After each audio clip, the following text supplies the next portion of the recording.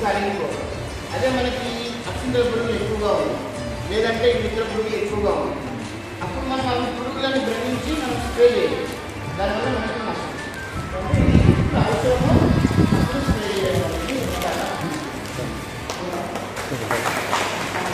ఇప్పుడు ఎత్తండి. ఎవరు మిత్ర పురుగులు ఎంతమంది ఉన్నారు?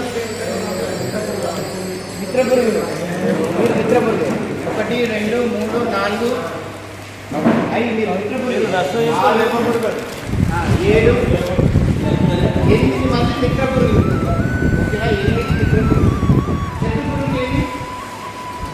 1 2 3 4 చెట్టు పురుగులు.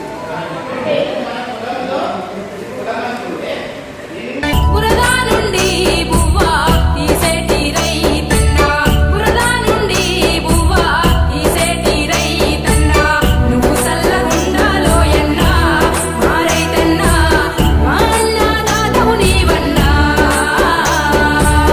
మా అన్నదాతవు నీవన్నా. కంప్యూటర్లెన్ని ఉన్నా రోబోలే రాజ్యమేలినా, కంప్యూటర్లెన్ని ఉన్నా రోబోలే రాజ్యమేలినా, లెక్కలేని కరెన్సీ ఉన్నా విలాసాల వసతులు ఉన్నా, పంట లేకుంటే ఉంటవా మా రైతన్నా. రైతులకు ఉన్న అనుమానాలు, వారి యొక్క శాస్త్రవేత్తల సలహాలు సూచనలతో ఈ ఏదైతే పురుగులకు సంబంధించి ఉందో నిద్ర పురుగులు ఉన్న శత్రు పురుగుల్లో మేము ఓన్లీ స్ప్రేనే చేస్తాము. నిద్ర పురుగు శత్రు పురుగు తేడా జరుగుతుంది.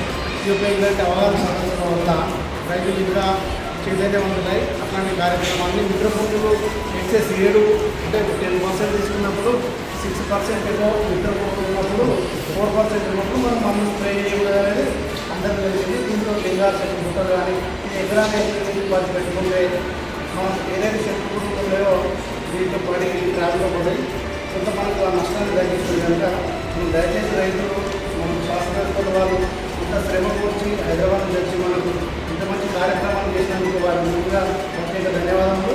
సేమ్ టైం వీళ్ళందరినీ కోఆర్డినేషన్ చేసిన మన ఏవో నరసింహదాస్కు ధన్యవాదములు. మీరు వచ్చిన రైతు మిత్రులకు రైతులకు మాకు ధన్యవాదాలు.